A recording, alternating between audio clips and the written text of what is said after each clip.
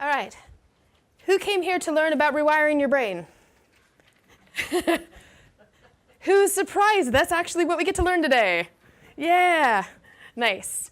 After having such a great opening keynote, I was kind of excited to bring that correlation together. So this is the topic that I have for you today. And before I get into it, I'd like to tell you all a little bit something about myself once I stop my alarm. All right, so my name's Heather Downing. I'm from Kansas City, Missouri, and I've coded for right about 6 to 7 years now. I'm a .NET developer. I have been working with Fortune 500 companies almost since the beginning. So right away, I got to work with a very large company as an intern who shall not be named that does tax preparation. And, and I got to experience what it was like to put together XML for every single state in the United States. And so that was exciting for me to start off right off the bat, so I didn't do anything small scale. I also am a speaker. This is now my 3rd time speaking out of the country, and I'm really excited to be in Australia. Yes, very excited. And I'm an entrepreneur. So along the tails of that is that I'm an entrepreneur in the equestrian space. I am an equestrian myself. I do mounted archery. So has anybody done it before? Anybody in the room? Oh, I thought for sure we'd have some Aussies here who do that. Funnily enough, the Australian Mounted Horseback Archery Association has the second most people in the world that do horseback archery. So now brave is a reality for all of you guys to do. Down in South Australia, I think they do quite a bit of it. So I thought I would come here for sure and meet at least half of you doing that sport. Disappointed. I also am an elven vocalist. Has anybody seen Lord of the Rings? Yes, I'm that nerdy. So I sing in languages that aren't real, and I've done about 3 albums worth of it. I finally pulled it off Spotify because I got tired of being asked questions in a language that I have not studied for a bit. I'm also a semi-professional photographer, so if you're all willing to take a Heather selfie with me at some point during the conference, please come up and say, I just need a Heather selfie with you. I'll tweet it out with your handle, and we'll go from there. Or you can just talk to me about how I can be flown over at some point and do a nice professional setup for you. Sound good? All right, so just this year, I started working with Alexa, and that was something I wanted to do as a .NET developer because it was something that was kind of a little bit against what Amazon wanted you to do. They wanted you to do everything in Node. Nothing wrong with that, but I wanted to see if it could be done. So that's kind of what I'm known for now, is dealing with NLP processing and what it means to actually converse and communicate with your users. So after all of this, I still feel like a fake. And that's interesting because I oftentimes love to hear the introductory section of a talk.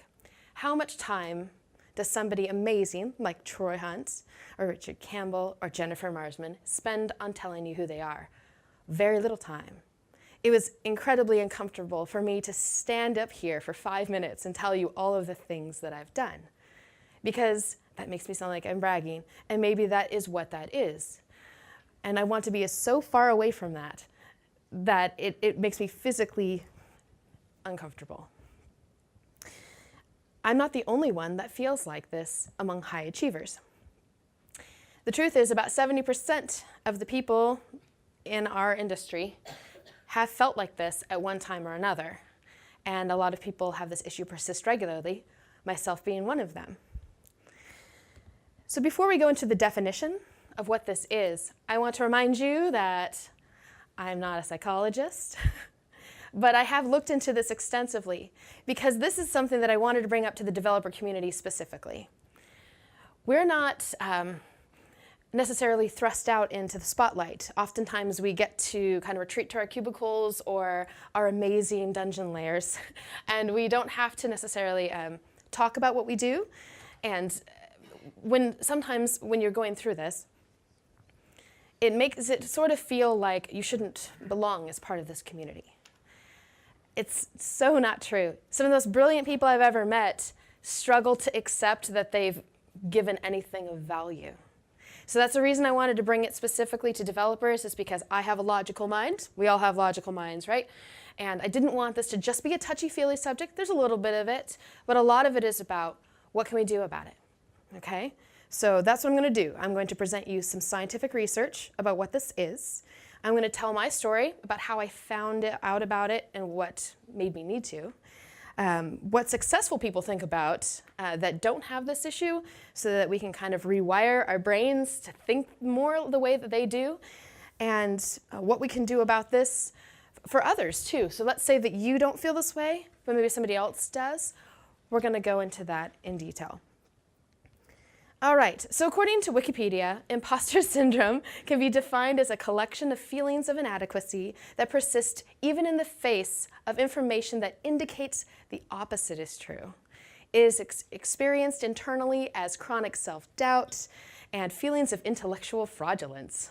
Sounds really serious when I was reading that. I'm like, I don't know if that's what I have. What? So I decided to look into some scientific studies around this. How did it even start? Many of you may be familiar with it, but I wasn't. So according to the Journal of Behavioral Science, there was a paper published about women who were having problems believing that they were bright, and they really have fooled people into their positions or into the papers they actually wrote. That's the way that they were starting to feel.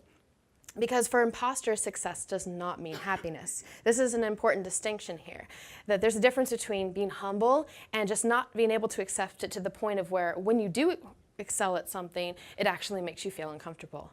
And you experience fear and stress and self-doubt with all of your achievements. So imposter fears kind of interfere with a person's ability to accept and enjoy anything that you achieve. And they have a negative impact on your psychological well-being, especially when facing an achievement-related task, which is almost everything on a Trello board, a Jira board, all of those things, right? Because you often experience uncontrollable anxiety due to your fear of failure. So at one point in time, when I first started playing around with the idea of an agile development process, I was like, oh, all you have to do is a sliver, this little thing, and then you can put it into a little done section, and other people can look at it for you. And that sounds exciting once you get to drag it into done, but I was so worried that it wasn't really done that I never enjoyed moving that card over, ever, because I'm like, oh, I know, I just know I forgot something, or there's got to be more to it than that. Some people might say that was because I started out in a waterfall style of development, and then I moved into an agile style of development, but it had nothing to do with that, because even when we were planning things for 6 months, I still felt that way every time I would try to build an API. So burnout is really part of this. Emotional exhaustion and loss of intrinsic motivation, poor achievement, including guilt and shame about your success, are reinforced by this cycle. I thought that part was really interesting. Guilt and shame about your success. Nobody really wants to admit that they feel that way, so I'm not going to give me a raise of hands. How many people feel guilty for being successful? That sounds like a first world problem, doesn't it? I'm so sorry that you feel bad about doing good things, right? That doesn't sound like anything we should be worried about. But it actually has a huge impact on you being able to survive as a developer. And just for you, I drew a nice little diagram. Do not critique my UX skills. So let's say you are in a fictional company working on a fictional task that you've never done before. I'm a .NET developer, so I'm going to go ahead and say I was asked to build an API in Node. Don't really do JavaScript, but I said yes because that's what it takes to put food on the table. Okay, so I didn't really have an option to say no. I said yes. We'll go into those details later. And I decided, okay, I have to go do the thing.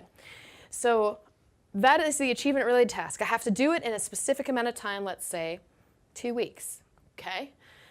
Now, you can go a couple of different ways with this, but usually what I end up doing is immediately worrying that I said yes to this.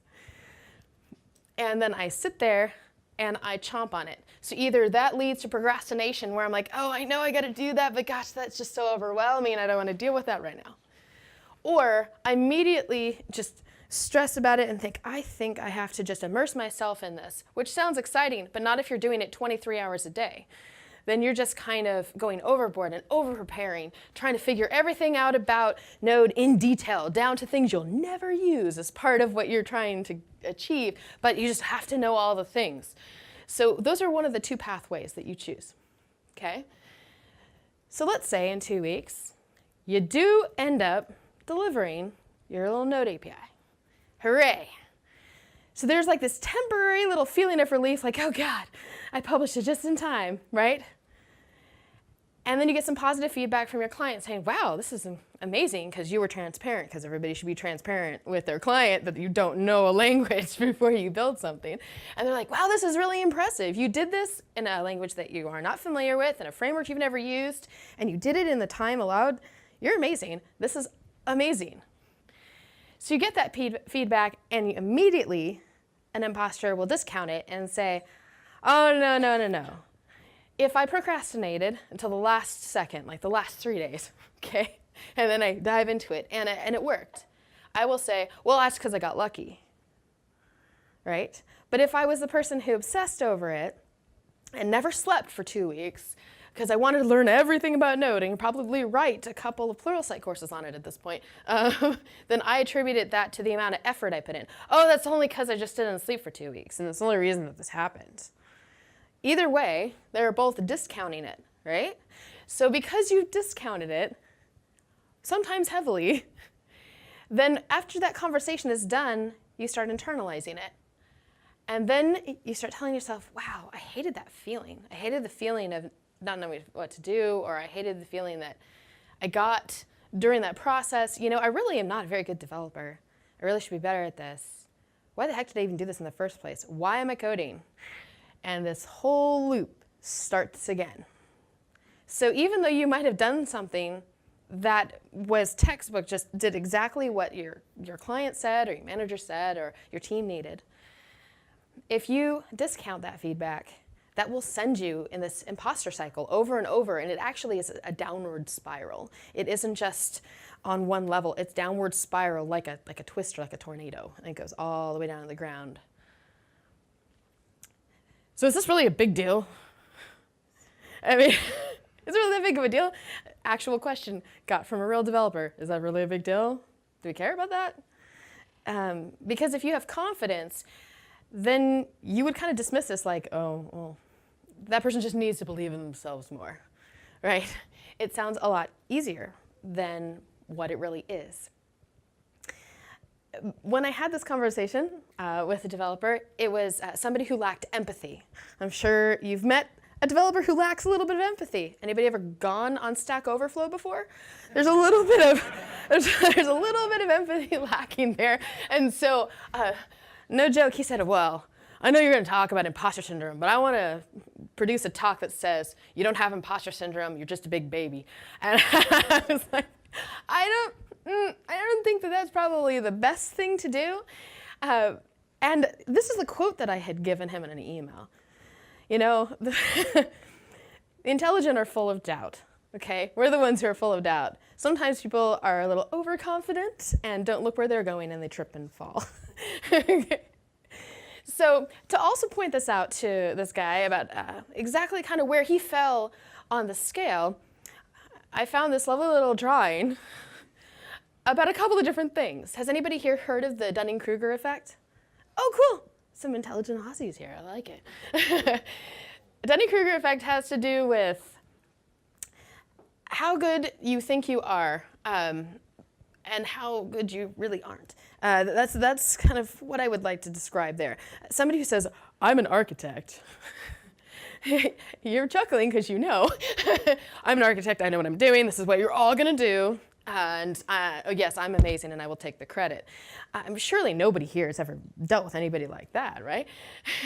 I like to call him, if you ever watch a Disney movie called Beauty and the Beast, I like to call that the Gaston of the developer world, right? Who thinks he's really great, but maybe isn't.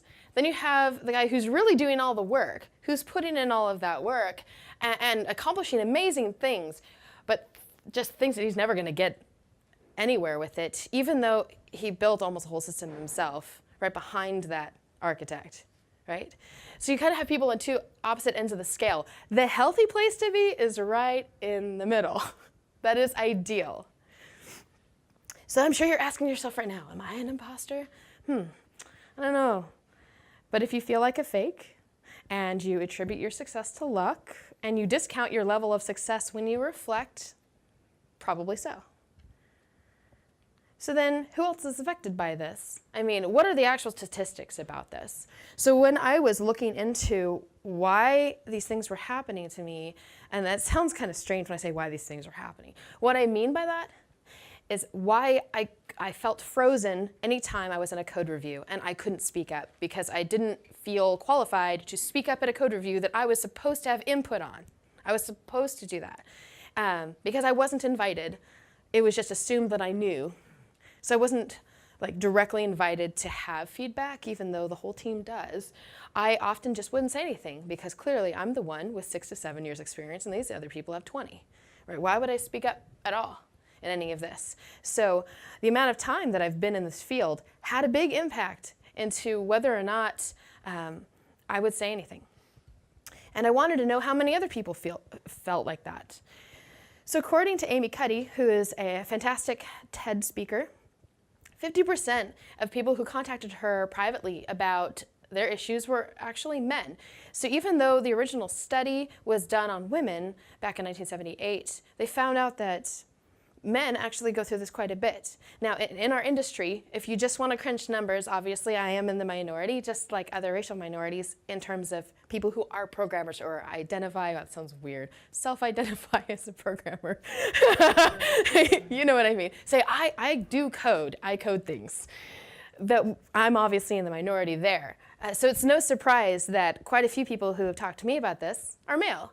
And especially in an environment where they feel like they're being put on display. I use that code reviews as an example because it was originally supposed to be something that encourages everybody to learn from each other, and it has become, how have you screwed up today, Sean or Seth, or, you know, and sometimes it becomes that for the wrong reasons, and it kind of leads people down this path. The statement, people are going to think whatever they want to about me and there's nothing I can do about it, kind of goes along with this concept. I actually looked into a little bit more about how the imposter phenomenon affects racial minorities as well. So according to the Journal of Counseling and Psychology, the University of Austin just this year did a study about how this degrades the mental health of minority students who perceive prejudices against them. Okay, which is an interesting statement. There are so many people that feel this way in a racial minority that, like, out of 332 minority undergrads that are like Black, Latino, and Asian backgrounds, felt that they couldn't succeed in their program, even though they were straight A students. On paper, they passed every test and sometimes went beyond it, but they felt like they would never be taken seriously in their craft because they were, not necessarily because they were a minority, but that's just the way unconsciously they would be perceived, so they're just never going to make it. And these are people who are on the honor roll, who many different accolades, would drop out of college in their senior year because they felt they'd never make it, you know, even though they're the ones who gave the most to the program. Kind of crazy, isn't it? About how we perceive things versus how others perceive things. So there's some credible people out there who also have gone through this, just in case you are interested in identifying with one of them. Dr. Margaret Chan is amazing. She's done quite a bit of work in the World Health Organization, and she says that there are an awful lot of people out there who think she's an expert, but she's so much more aware of the things that she doesn't know.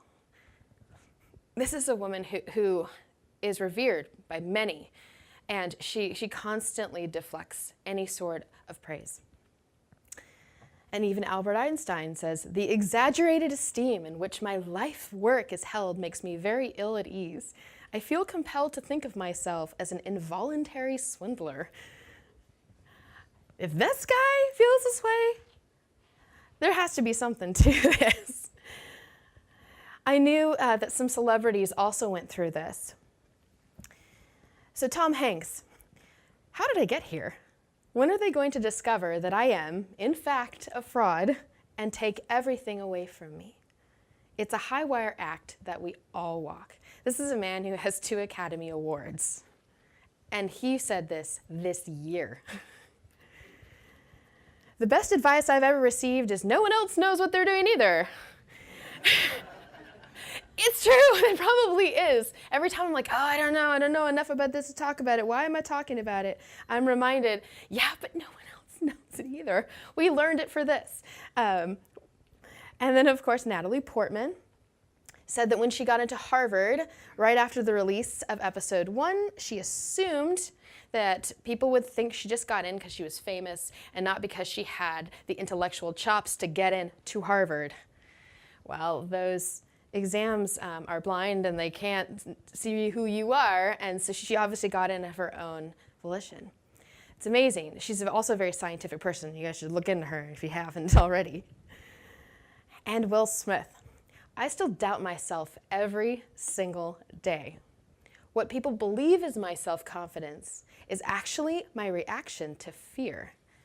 This is interesting because I found a story about Will Smith, about how way back in the Fresh Prince of Bel-Air days, maybe before your time, in the days when he first started, he would go around the set and pull pranks on people, whoopee cushions, paint their seats. Like, he would do that all over the place and just pull pranks on them because he was so nervous all the time that he had to let out his energy. He was so freaked out just standing in wardrobe, getting ready to go on the set, that he had to do something with that energy.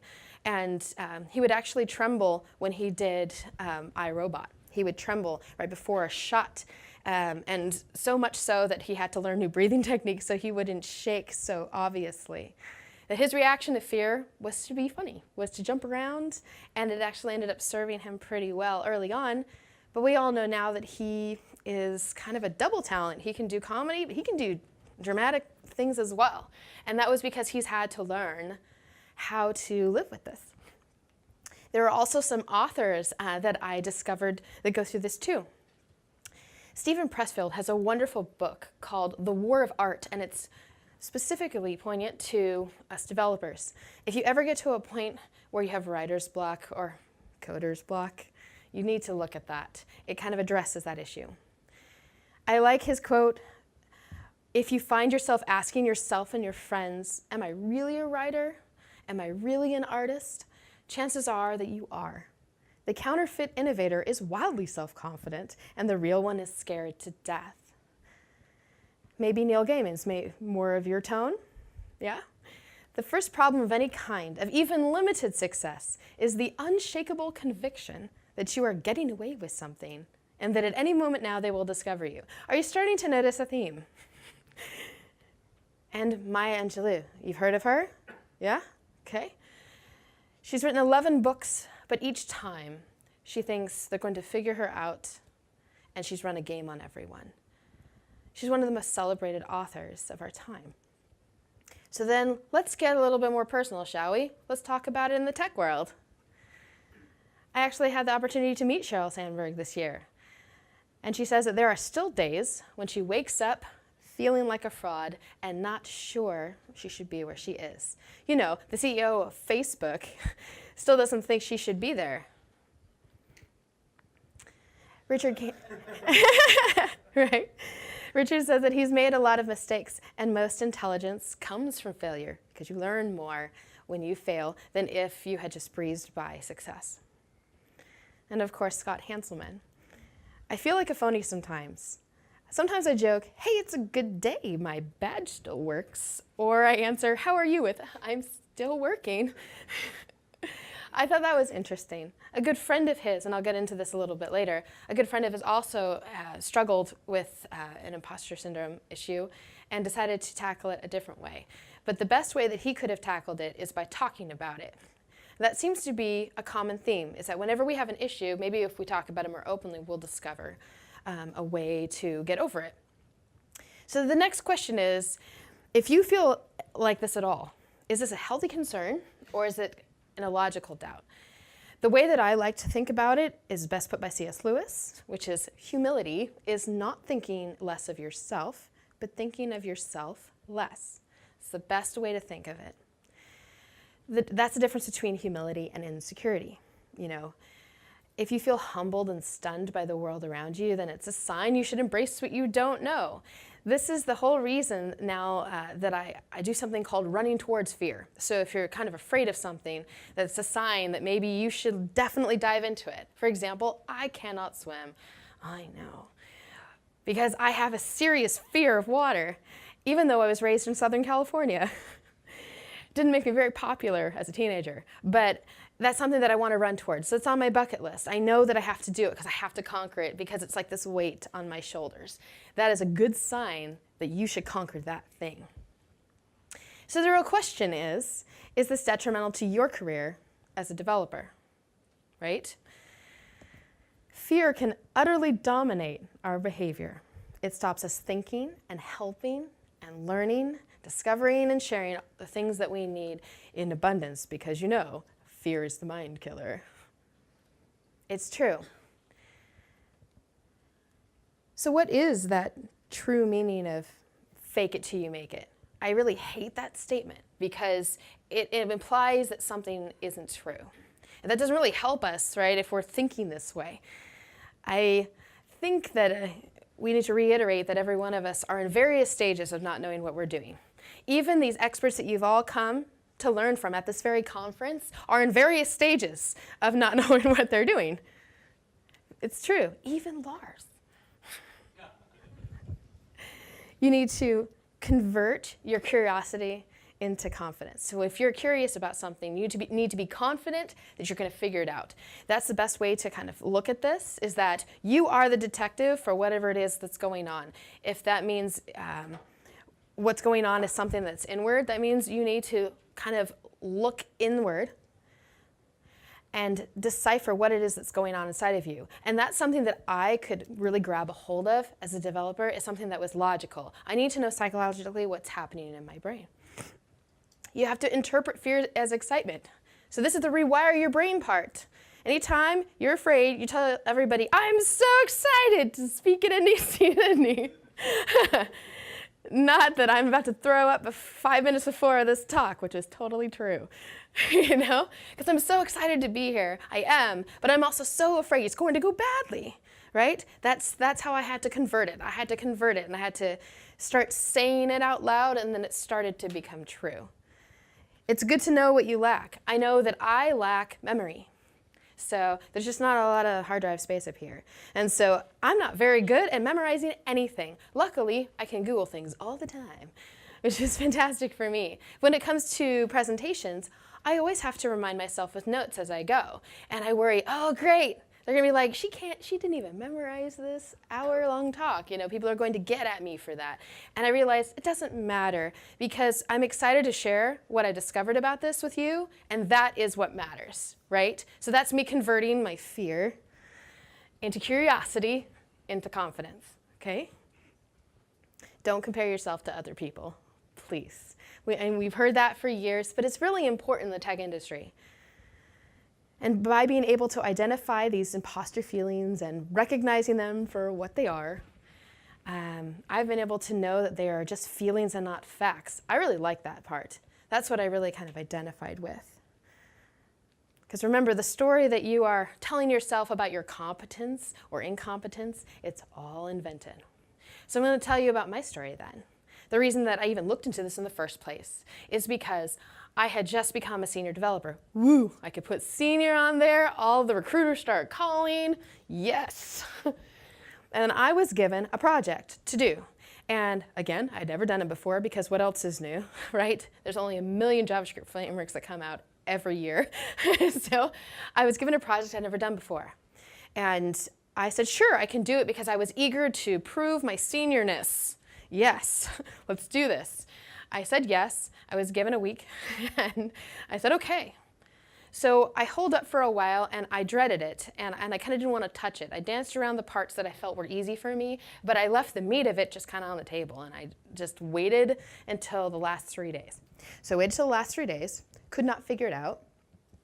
I was down to hour 10, and I got called over by my manager, and he said, "Hey, where are you at with this project? It's really important that we have it because it's a financial piece for a very large company." And I said, "Yeah, about that. Yeah, just give me a little bit longer. By the way, do you know anything about this?" It was security. "Do you know anything about security?" And he goes, "What?" "Where are you at with this?" "Oh, I'll show you in a little bit." "No, show me now."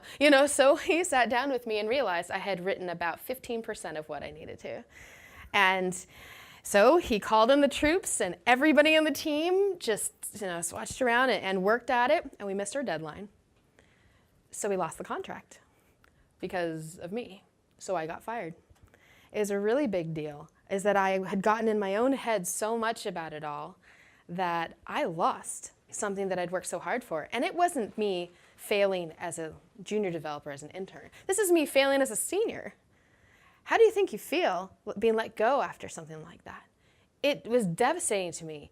That whole cycle was, well, I failed at this. Why am I even a developer? Maybe I'm faking it and I don't belong here at all, even though I've been doing this for a few years. Surely I'm not cut out for this because I didn't succeed at it, right? So because I got in my own way so much, it cost me a job. And this is, of course, a little bit more of the extreme. But if you don't get out of your own way and believe that the things you have built are correct and ask for help when you need to, this can be absolutely detrimental to your career. Because I was too busy telling myself I didn't know how to do this and I'm not good at it, that is what came to fruition.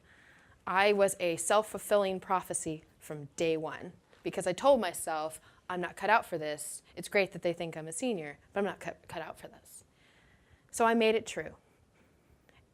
And so the next time that you have a team member that fails pretty significantly like that, sometimes it's best to realize that they might be going through the same thing. None of us were born coding, unless somebody can tell me, is anybody born coding? No? This is a learned skill. I don't want to say anybody can learn it. Anybody who wants to be persistent enough can learn this. So if I was persistent enough, I could have been successful at this eventually. But that failure was important because it taught me that I was my own worst enemy. And I don't ever want another developer to go through that. And that's part of why I'm bringing this to you. So when I thought about how do I stop feeling like this, because it was uncontrollable, almost like an anxiety attack, it was uncontrollable, I couldn't help it. I started looking at the way successful people who did not have imposter syndrome were functioning. I needed to know what their thought patterns were. So I did a case study on some people at my work that I felt were amazing, that were speaking all over the world or were really doing incredible things in their teams. And I wanted to know, how do they respond to certain situations? So we have a BA, we have a project manager. Heather is actually in charge of SEO, and Preston is in charge of a development manager. Okay, so these are people that are wildly successful at the place that I worked, and I wanted to ask them a question. How do you approach having to deliver something you've never done before? I wanted to know how they would have done it. Karen said, well, the first step would be to get with someone who knows. I like how candid she was in that response, because to me that indicated weakness, as if we were all these animals going around, jockeying for first position and we can't show weakness. It's actually not true at all in a team that's functional. Brad says, to ask for appropriate discovery time and pad your estimates generously.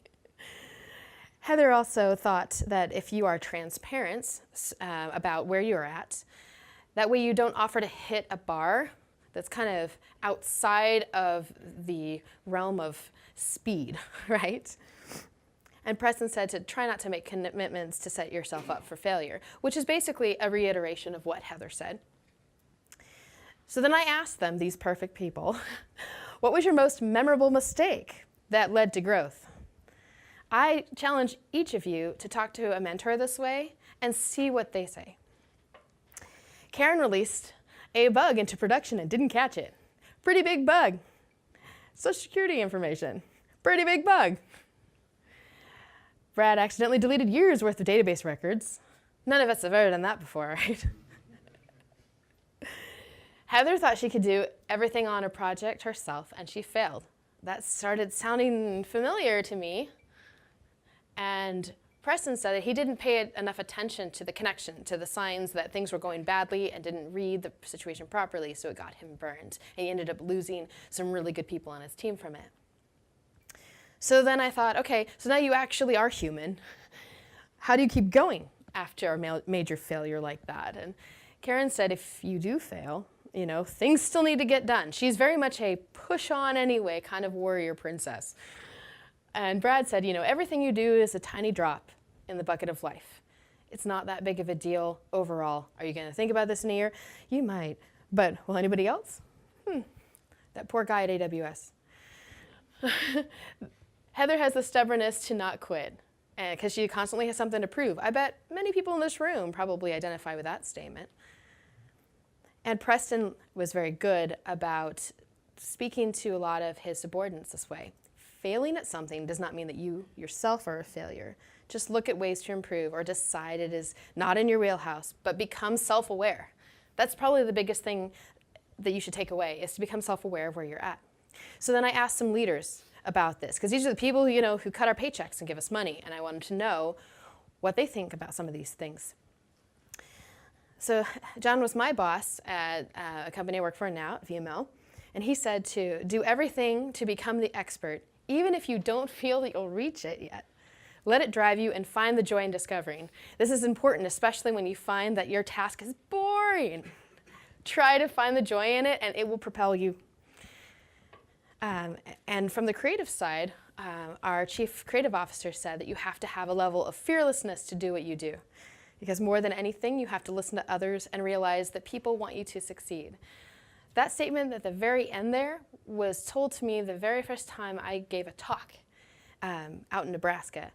I said, oh, these people are just going to know that I'm not really qualified to be an expert to be up here. They said, yeah, but everybody coming to your talk is giving an hour of their life to you, and they want you to do well with it. They want you to succeed. So don't worry about that. We're all on your side. And then, of course, our CEO said that there's a fine line between humility and lack of confidence and pride. If you think it's luck, you will stop being able to repeat successes. John said that nobody's useless. Everybody can have a role on a project. And the people he knows will succeed will own up to the failed attempts, that's probably the hardest part, and actively demonstrate that they learned. They are relentless in their pursuit. And an attitude of positivity and ability to visualize success is really key. Good leaders can see the eventual positive outcome in a person, and he looks for someone who does not remain frozen by their failure, like I remained frozen. So when I interviewed him and I said, I lost a job because of this. Now I'm talking to a guy who currently employs me about that. That's pretty transparent, wouldn't you say? I actually lost a job because of this. And he's like, yeah, but did you learn? I said, yes. And he's like, that's why you're here. Don't forget to give that kind of a feedback to anybody else on your team, whether they're above, below you, or right alongside you. Don't be scared of failure. Be scared of not finding the truth. That's really what matters in all of this. If the truth is you have holes in your, shall we say, education? Does anybody have holes in their computer science education? Well, nice. You're willing to admit it. Great. I don't have a degree.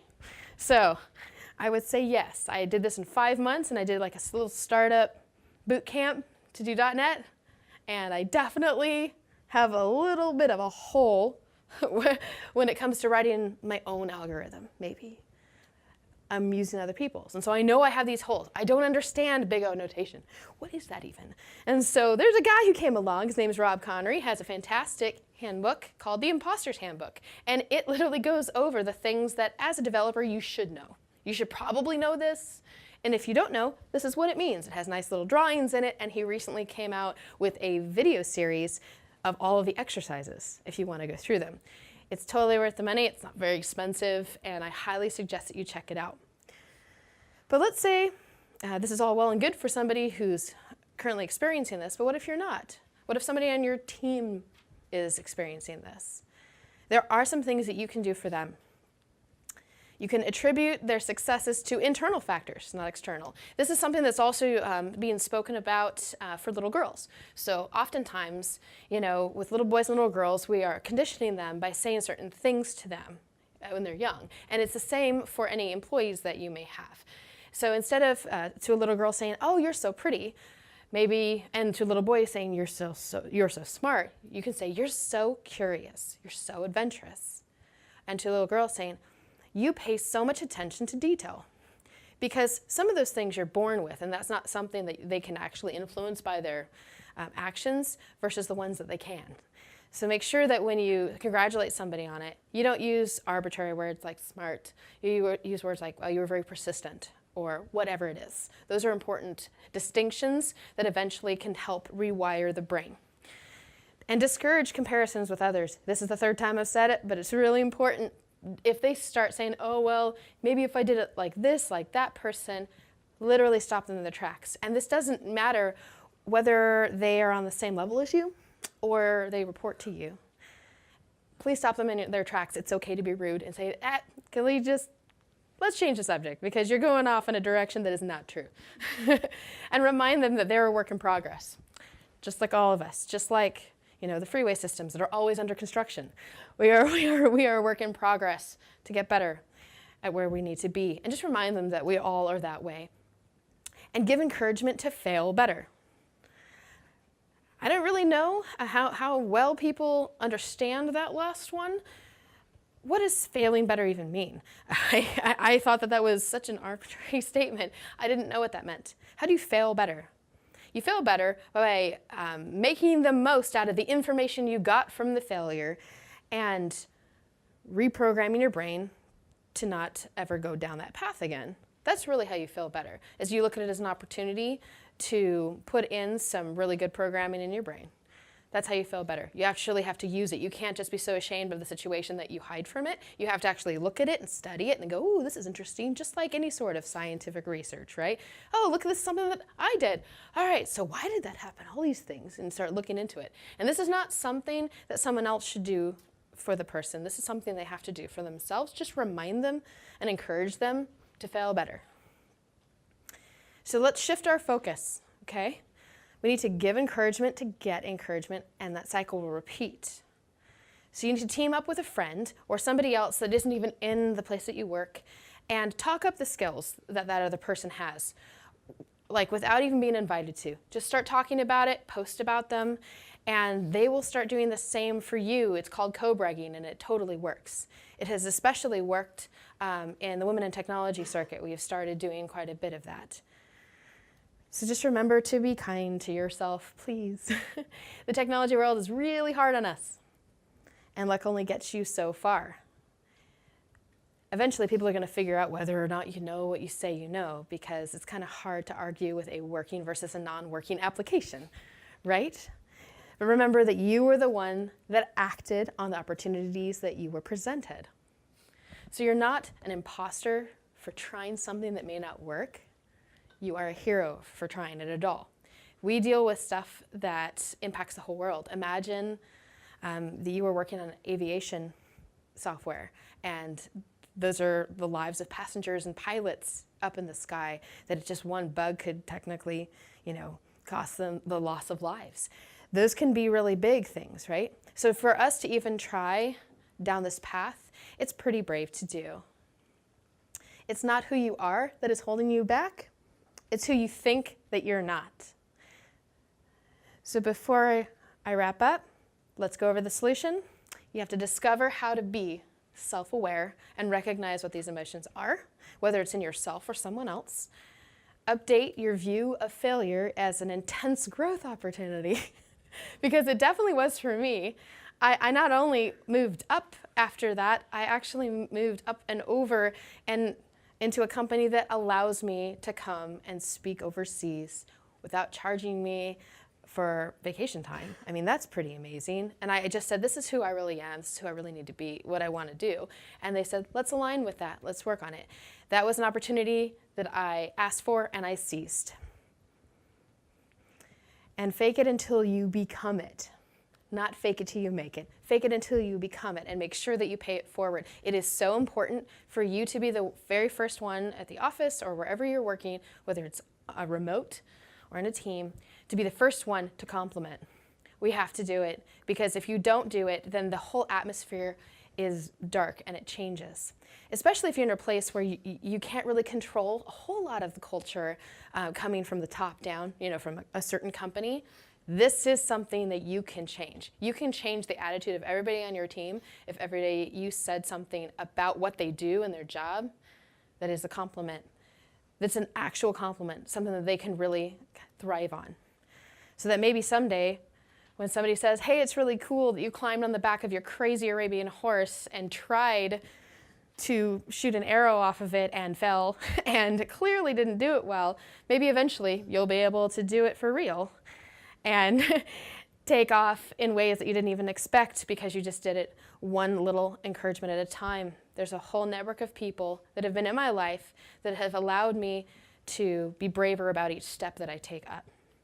And remember, you don't have to attain perfection or mastery to be worthy of the success that you've achieved. So if you'll do me a favor and co-brag on somebody today and talk about it. Stay curious. Thank you.